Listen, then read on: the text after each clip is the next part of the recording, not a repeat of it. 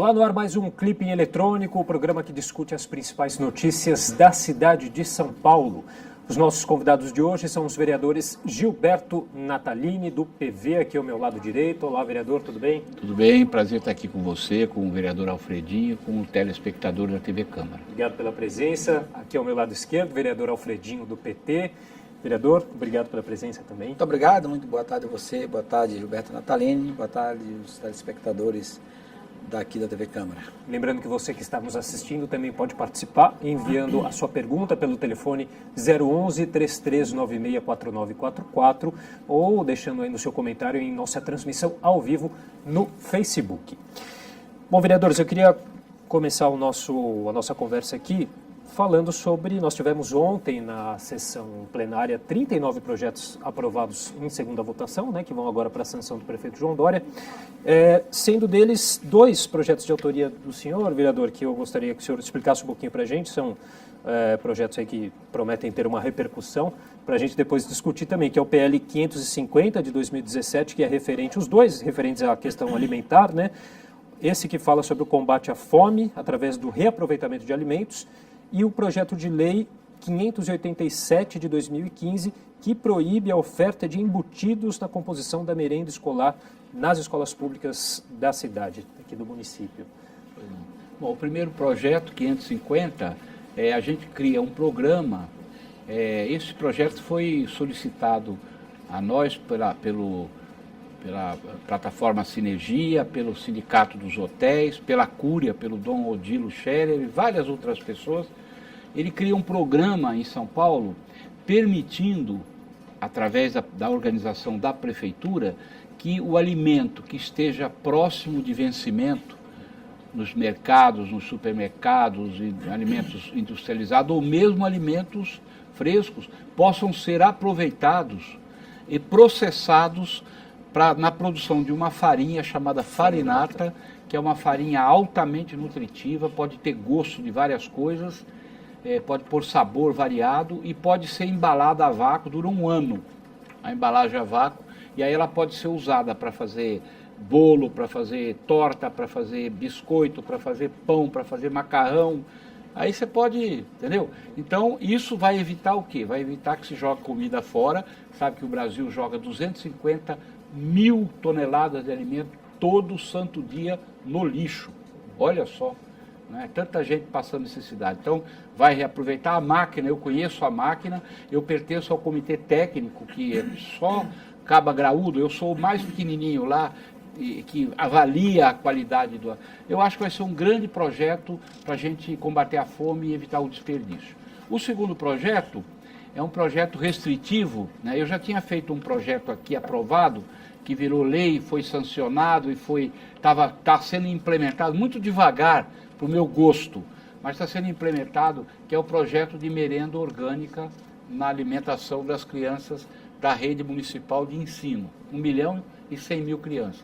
Esse aí é um projeto que proíbe a Prefeitura de São Paulo fornecer na merenda comida chamada os embutidos. Os embutidos são alimentos que vão dentro de uma tripa de animal ou uma tripa de colágeno, que levam uma série de conservantes, de sal, uma série de coisas, e é altamente nocivo à saúde das crianças em particular. Então, o nosso projeto foi aprovado ontem e a sanção, eu tenho garantia que vai ser sancionado, e depois nós vamos ter essa proibição. Você não vai poder mais servir na merenda escolar alimentos chamados embutidos. É para preservar a saúde das crianças. Bom, o senhor vereador gostaria de comentar em relação a esses 2 projetos? Se não, tem já uma questão aqui para o senhor, que o senhor teve um requerimento aprovado ontem também na Comissão dos Direitos da Criança, do Adolescente e da Juventude, né? Em relação a uma declaração do comandante da rota, né? Em relação à abordagem feita em locais considerados mais nobres, aí, com a região dos Jardins, e abordagens diferentes na periferia de São Paulo, né? Que o senhor comentasse sobre isso. Então, primeiro parabenizar o vereador Gilberto Natalini, não poderia deixar de fazê-lo, pela aprovação dos projetos, pela qualidade dos projetos. Realmente, 2 projetos importantes. Ele tem razão, o Brasil, embora um pouco menor, mas não é o Brasil, não é um país que ainda pessoas passam fome. E não é só fome por falta de não comer, às vezes é o tipo de alimento que é errado, né? Quantidade baixa de proteína, sabor nutritivo não tão saudável. Parabenizar. E com relação a esse requerimento, veja, quando o comandante fez essa declaração, eu confesso a você que, embora tenha ficado aqui assim, indignado, mas é a realidade. Ele teve a coragem de dizer que a abordagem feita aqui na região dos Jardins tem que ser diferente da que é feita na periferia.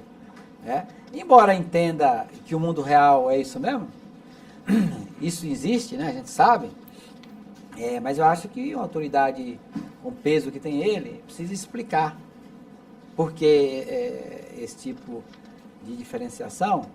E nós temos que debater, nós não podemos aceitar. Apesar de aqui eu dizer assim que é a realidade, mas a gente não pode aceitar. Aceitar não é possível. Até porque, não digo que a maioria do policiamento, eu estou com um caso concreto de um menino que trabalha comigo, que ontem à noite me ligou alta hora da noite, me dizendo que foi abordado andando num corredor de ônibus ali da nossa região, da Avenida Atlântica, e estava com o carro com o documento vencido. Isso é um erro, né? Mas foi levado para um pé de um muro lá que existe lá na própria avenida e foi pedido para colocar a mão na cabeça, foi revistado e agredido com 2 socos. Até fazer a abordagem, apreender o veículo, tudo normal. O veículo está com os documentos vencidos, está ilegal, é lógico. Multar porque está no corredor, também, tudo normal. Agora, a atitude da agressão que não é normal, né? Isso a gente não pode aceitar. Mesmo, acredito eu acho que a maioria do policiamento talvez não faça isso, mas um ou outro que faz, todo policiamento fica, ou seja, leva a fama todo o policiamento da cidade, como fosse uma prática de todos, né?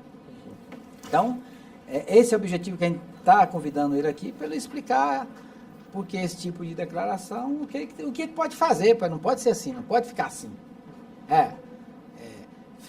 Essas atitudes, o policial dá uma declaração dessa, acontece isso todos os dias, no dia a dia, a gente sabe muito bem o que acontece, a gente aceitar. Ainda falando dessa questão policial, eu queria saber a opinião dos senhores em relação a essa iniciativa do prefeito João Dória de tentar mudar um pouquinho aí, já até pela nomenclatura, o papel da GCM, né? Tentou-se colocar a Polícia Municipal, foi barrado pela Justiça. Posso falar a verdade aqui, diante das câmaras, diante do vereador de oposição e de um jornalista altamente combativo?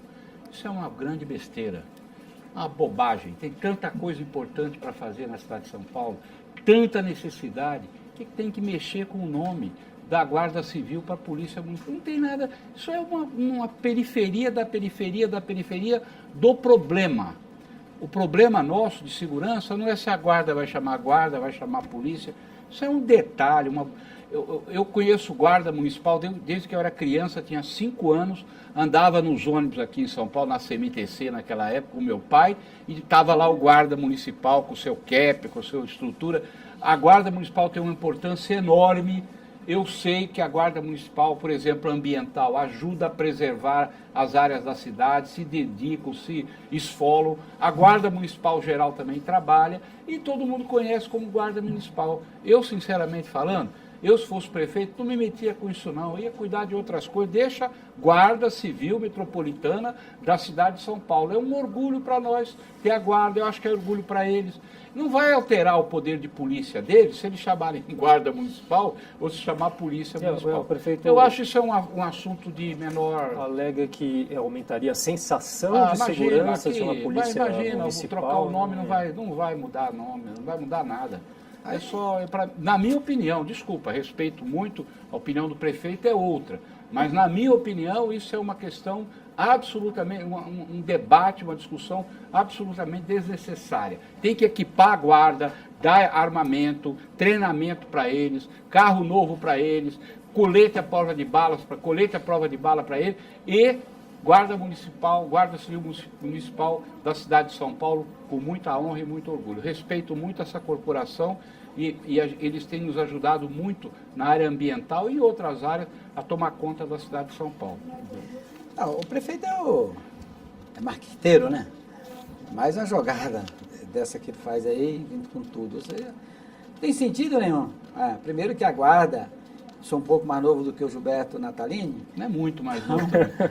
Eu conheci a guarda já quando o Jânio Quadros criou.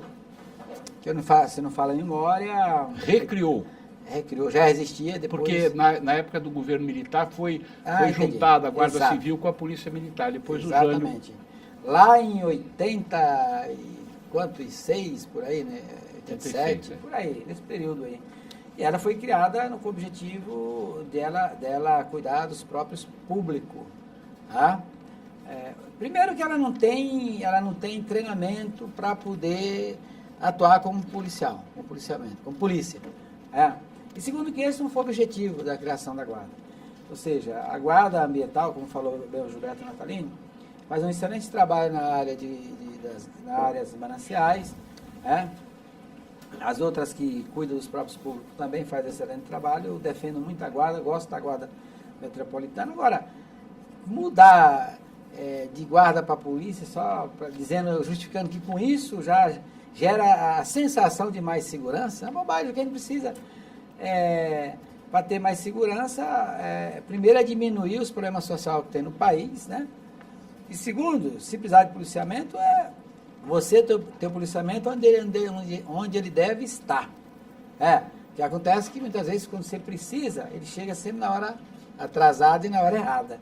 Então, acho que é bobagem.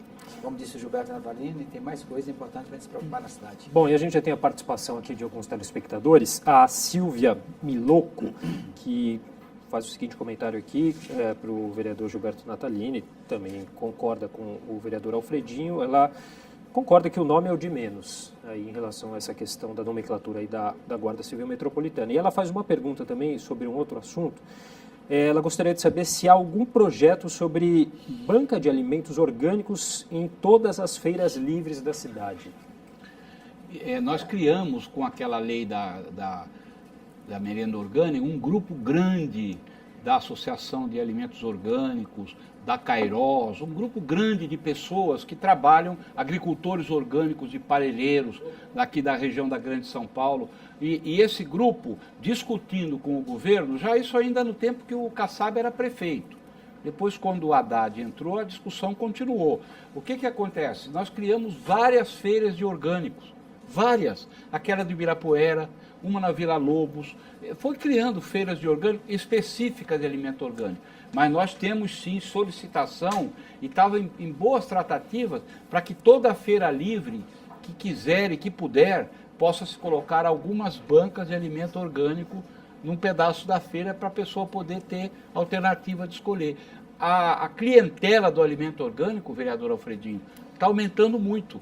E com o aumento do consumo, da produção, o que acontece? O preço do alimento orgânico vai descendo e vai ficando próximo, que era muito mais alto, vai ficando próximo do alimento normal. Alimento orgânico não tem agrotóxico. Agrotóxico é responsável por uma série de doenças que estão pegando a humanidade nesses tempos de agora. Vários cânceres são produzidos por agrotóxicos, venenos bravos que é posto para matar as pragas. E além disso, o agrotóxico mata, por exemplo, as abelhas, que são os animaizinhos que fazem a polinização da agricultura no mundo inteiro, a ponto dos Estados Unidos ser obrigado a importar a abelha da África. Todo ano eles importam abelhas, as abelhas vão lá para ajudar a polinizar, depois elas morrem com o próprio agrotóxico dele e eles precisam cada vez ir importando a abelha. Isso é um distúrbio ambiental gravíssimo e as doenças humanas. Nós estamos nessa batalha para aumentar, sempre que possível, aumentar o consumo do alimento orgânico na cidade de São Paulo. E a gente tem uma outra pergunta aqui do Marcelo Del Áquila, sobre um outro assunto. Ele gostaria de saber a opinião dos vereadores sobre o projeto de reestruturação da Previdência Municipal que será apresentado e, na opinião dele aqui, prejudicando os servidores de carreira. Então, aqui está em debate a reforma da Previdência, né? Eu não tive conhecimento, não chegou aqui na casa, esse projeto de reforma da Previdência Municipal. Não chegou aqui ainda, né? E se tiver ainda o executivo ainda tiver que mandar, mas não chegou ainda aqui, deve estar mandando para cá, né? Não conheço o projeto, acho que deva ser em função da reforma da Previdência Nacional, porque lá em Brasília discutiu que as reformas das previdências estaduais, de funcionalismo público municipal e do Estado, cabia a Estado e município propor. Acredito que deva estar nessa proposta a nível nacional, e que foi acertado com o próprio governo federal. Eu lembro que quando foi apresentada a proposta, vários funcionários públicos municipal, proposta de reforma da Previdência em Brasília, fizeram manifestação. A partir daí, o presidente do governo federal tirou os funcionários públicos da reforma geral lá de Brasília e passou que município e Estado apresentem suas reformas, né? De qualquer forma, eu estou aqui, tenho que dizer que o vereador Gilberto Natalino também, quando o projeto chegar aqui, nós vamos discutir no sentido que não prejudique o trabalhador. Porque a reforma da Previdência, que está se discutindo em Brasília, já é um absurdo. Em todos os aspectos. Absurdo em todos os aspectos. Absurdo porque você vai equiparar o tempo de serviço de mulher com homem. Todos nós sabemos, e o doutor Gilberto Natalino sabe muito bem disso, que a mulher, por ter uma questão específica, ela se aposenta mais cedo, um pouco mais cedo, nem tanto, mas um pouco mais cedo, em relação aos homens, né? E você equiparar esse tempo de serviço e considerar o mesmo ambiente de trabalho que as pessoas trabalham, não influenciar no tempo de serviço, para levar em conta a aposentadoria, é um absurdo, né? E por tudo que está proposto lá. Porque hoje quase nenhum trabalhador consegue atingir o teto de aposentadoria, né? E uma regra nova agora que você soma tempo de serviço com idade, e que se somar 95 anos tempo de serviço com idade, você se livra um pouco do fator previdenciário. Não é que você vai se aposentar com teto máximo, que pouca gente se aposenta com teto máximo, mas ganha um pouco, perde menos com relação ao fator previdenciário. E a reforma que está lá é muito pior. Eu entendo que a Previdência tem problema, a gente só sabemos disso, que a Previdência tem problema.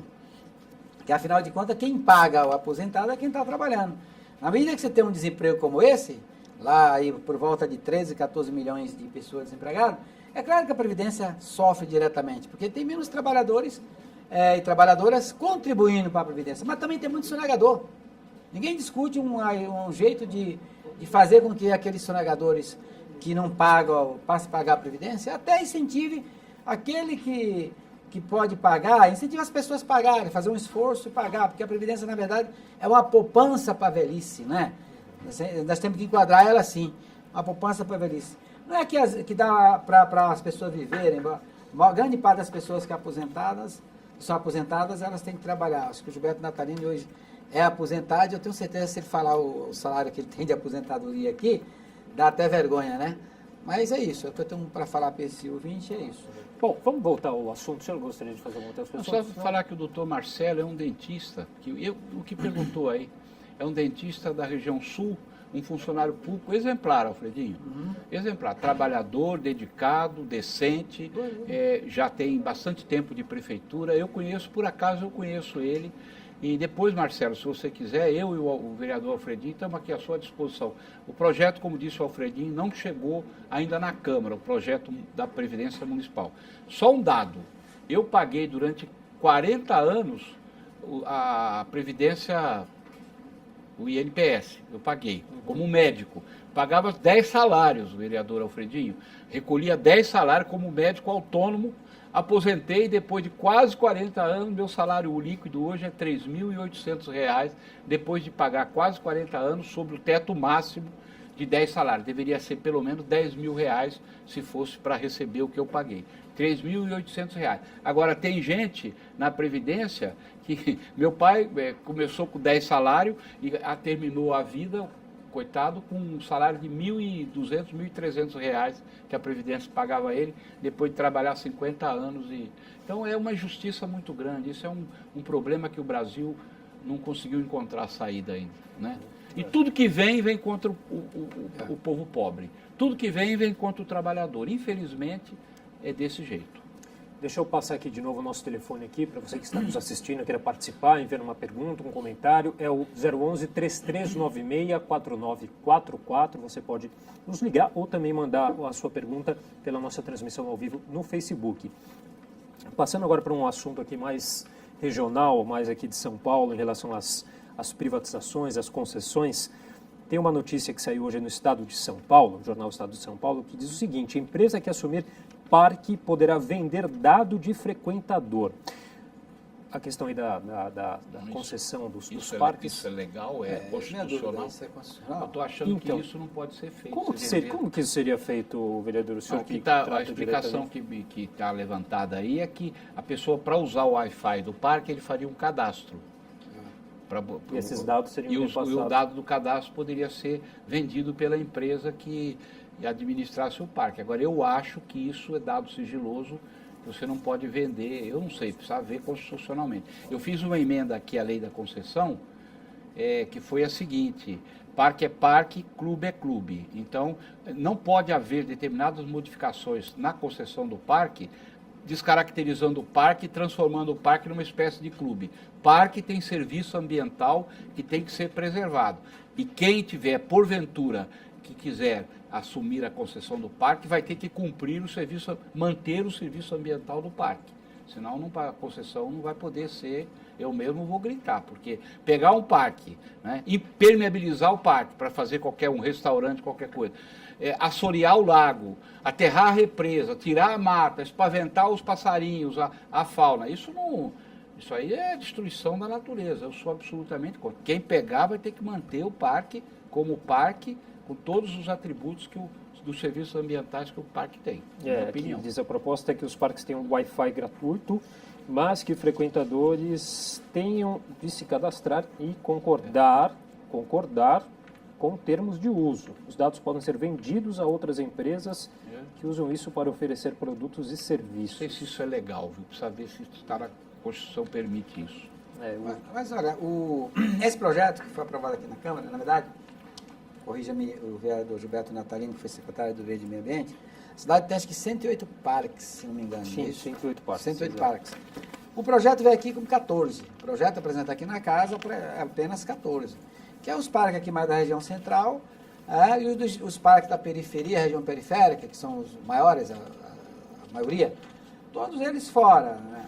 A desculpa que tem é que quando acontecer a licitação de concessão, o vencedor dessa licitação, vai ser obrigado a adotar, a cuidar dos outros que não estão dentro do projeto, que eu duvido muito.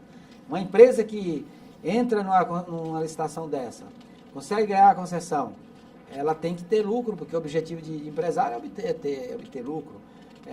Ela não vai assumir, não vai adotar. Eu acho que isso vai voltar para a prefeitura. Não acredito que isso vingue. Vai voltar para a prefeitura. Eu mesmo tenho falado com o vereador Gilberto Natalino, que eu moro próximo de um, e sou usuário, ando todo dia. E eu não estou conseguindo andar mais no parque. Eu vou porque eu sou teimoso, mas as pessoas não estão deixando mais andar, porque o parque, até fiz uma filmagem essa semana, eles estão completamente tomados pelo mato. No final do ano passado, ainda tinha equipe de conservação. O Gilberto até manteve, até o tempo que ele esteve lá, ainda manteve uma equipe de manutenção, que é aquela que corta os matos em volta do parque. Não tem mais equipe há tempo, está lá o mato cobrindo os bancos, as mesinhas de dama, e até já tomando conta das pistas de caminhada. Como vereador, lógico que a população me vê como uma figura que possa resolver. E ela não sabe que eu não posso resolver nada, porque quem resolve é o executivo, é o secretário.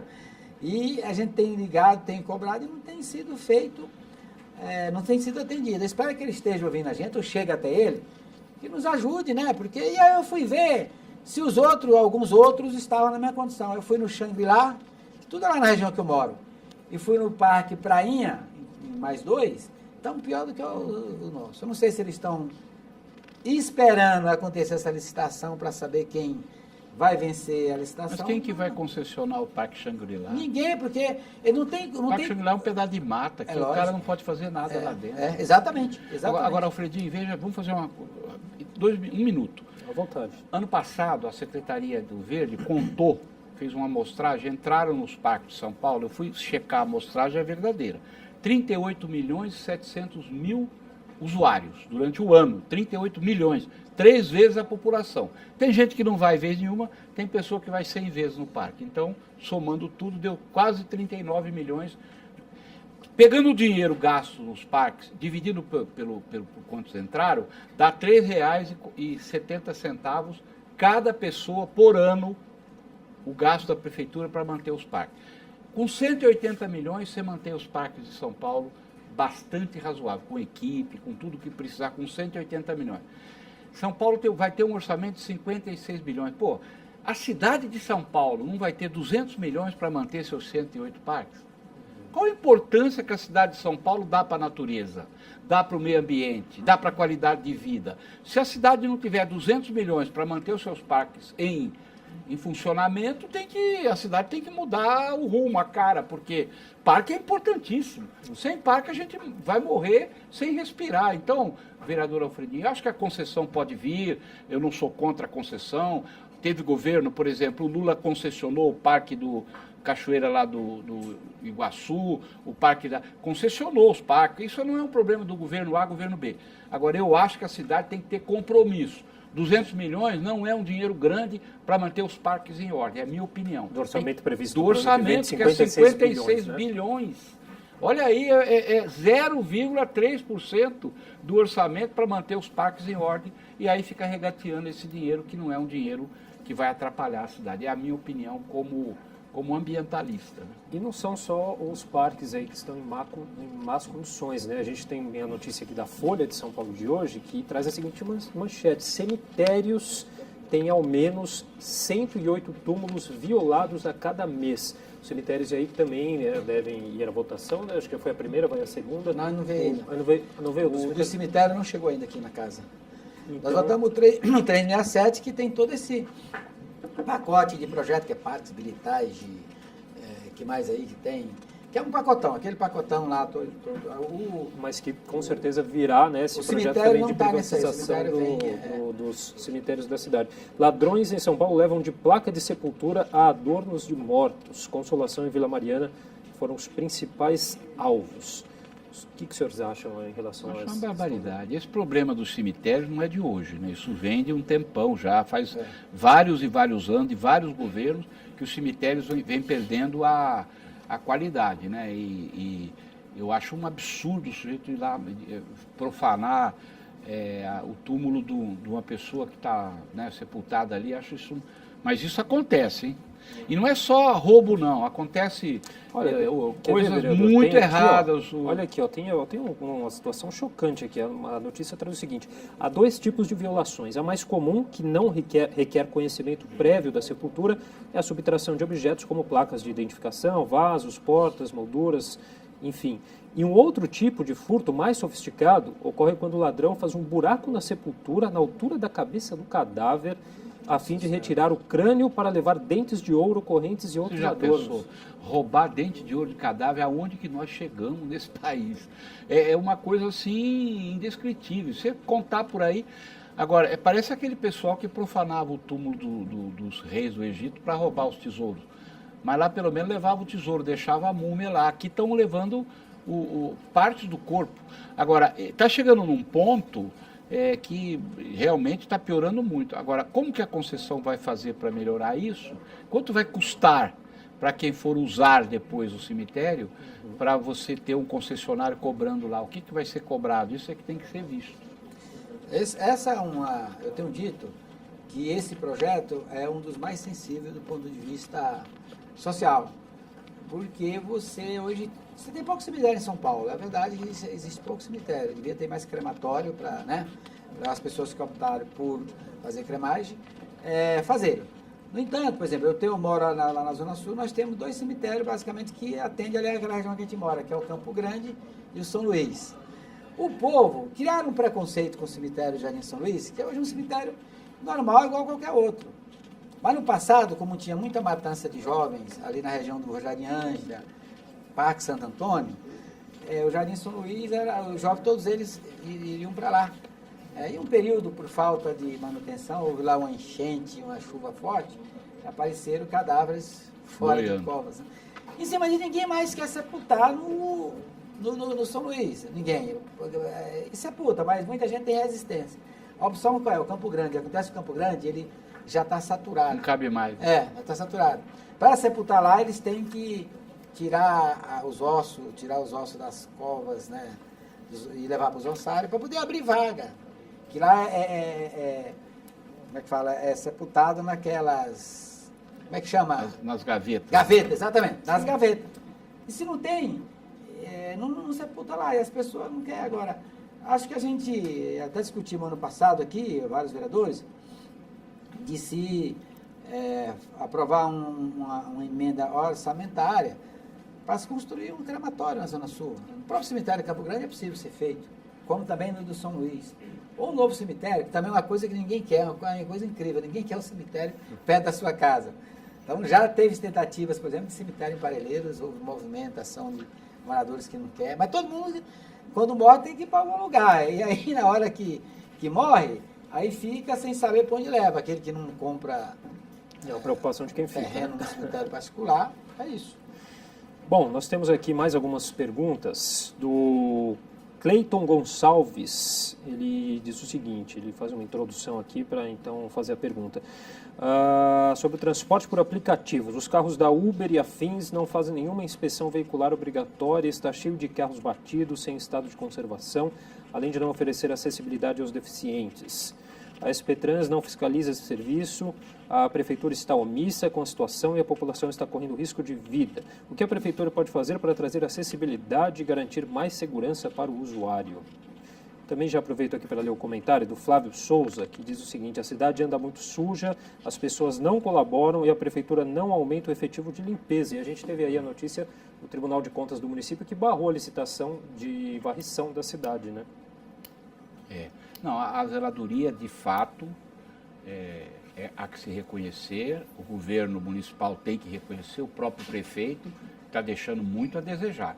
Está certo que tem uma crise econômica enorme, que diminuiu a arrecadação, isso diminui o dinheiro de custeio do dia a dia, mas o número de equipes está muito baixa, equipes de varrição, equipes de limpeza, equipes de poda de árvore, enfim, equipes para de limpeza de bueiro, toda essa parte está muito aquém da necessidade. Só fazer um adentro ou o munícipe que está reclamando, ele está coberto de razão e a gente reconhece isso. A reportagem aqui da Folha, vereador, diz o seguinte, olha, a Folha revelou, no último mês a Folha revelou que apesar de toda a ênfase que Dória havia dado à varrição na campanha eleitoral, o serviço recuou 6% no primeiro semestre deste ano, quando se compara com o igual período na gestão Haddad.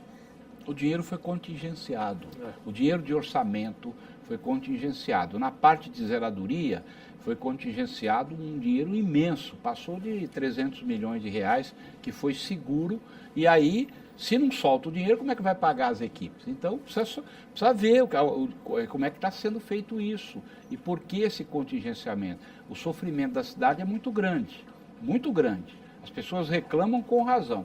Isso não é um problema de governo e de oposição, isso é um problema de prestação de serviço para a cidade de São Paulo, que na área de zeladoria está deixando a desejar. Isso é verdade. Que é uma das bandeiras aí do prefeito. Né? Sabe que nós sempre tivemos problemas de zeladoria, claro. Eu já fui em situação aqui, sei que a cidade sempre tem problema com zeladoria. Só que agora está pior. Eu tenho ido em subprefeitura, prefeitura regional, aliás, que mudou o nome, eu nunca me acostumo. E eu não consigo nem cobrar do prefeito regional, porque quando ele me coloca a situação, eu digo, como é que eu vou fazer? Eles são vítimas também, que eles não têm como fazer, não tem dinheiro. O que ele está dizendo é o seguinte, nós não temos contrato aqui, não tem ata para contratação de equipe, não tem recurso, não tem nada. O governo está fazendo caixa, tem 5 bilhões em caixa, é isso que ele falou. 5 bilhões em caixa hoje, o governo tem. E não libera os recursos, principalmente para as questões prioritárias. O governo que tanto propagou aí a questão da zeladoria, a questão da cidade linda, que é uma pura propaganda enganosa, porque a cidade linda é um ponto que escolhe um bairro, uma praça, e que vai lá, concentra todas as equipes de cada prefeitura regional, faz a limpeza, a pintura, corta o mato daquela praça, o prefeito vai lá, faz uma foto e vai embora. E anuncia que esse é o programa Cidade Linda, né?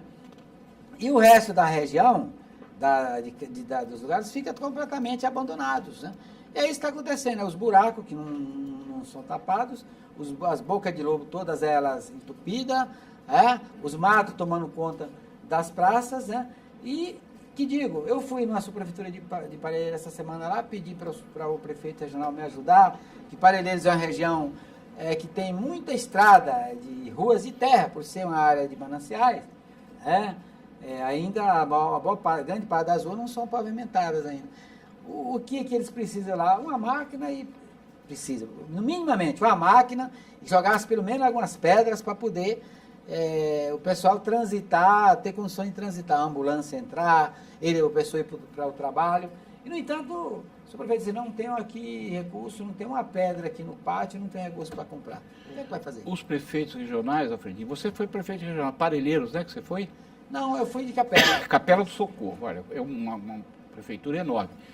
Tem muito prefeito regional bom, rapaz. Tem. Gente boa, gente séria, Sim. Preocupada, trabalhador, criativo, mas se você não tem o recurso para contratar as equipes, você não fica de braço amarrado. Você não pode fazer uma obrinha numa praça, fazer uma sarjeta, uma guia, não pode fazer nada, o dinheiro está preso. Então a cidade vai penando com isso. Em relação a essa questão aqui do que o Cleiton Gonçalves perguntou, a fiscalização em cima do transporte aí por aplicativo. O transporte por aplicativo está muito mal parado, né? Eu não sou contra o Uber, não. Eu sou favorável ao Uber. Eu acho que essa metodologia é boa. Só que tem que ter controle. O Uber é uma empresa multinacional que entra no país, abaixa numa cidade, monta seu esquema sem nem perguntar, posso sentar nessa cadeira? Eu vou na cidade do exterior fazer um negócio. Se eu chegar lá e não perguntar para o prefeito, para o governador, lá para as autoridades, se eu posso puxar uma cadeira e sentar, eles me prendem. Agora, como é que uma empresa multinacional vem aqui, monta um esquema desse? Aí o prefeito passado fez um certo controle.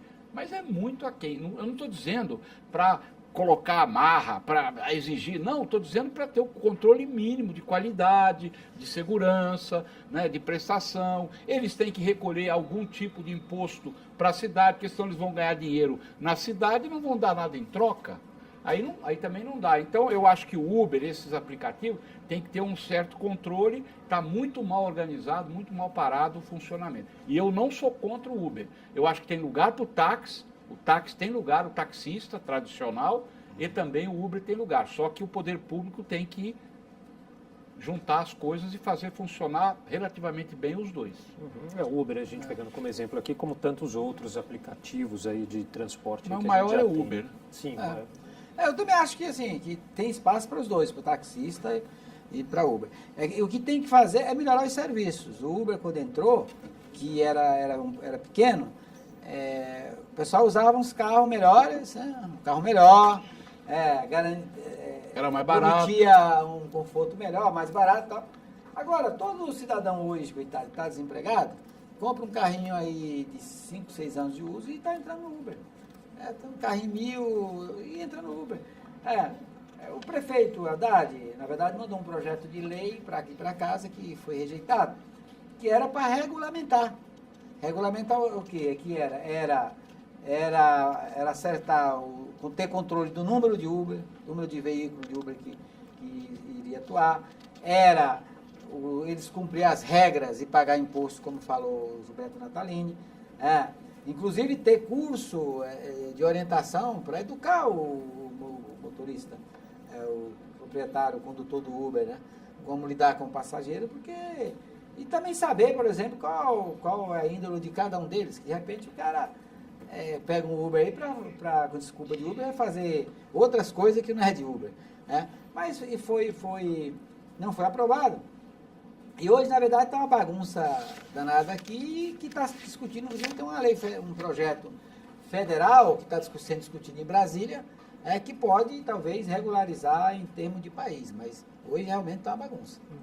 Bom, a gente já está chegando ao final do programa, não vai dar tempo de ler todas as perguntas, comentários aqui dos telespectadores, mas mesmo assim eu agradeço a participação de todos.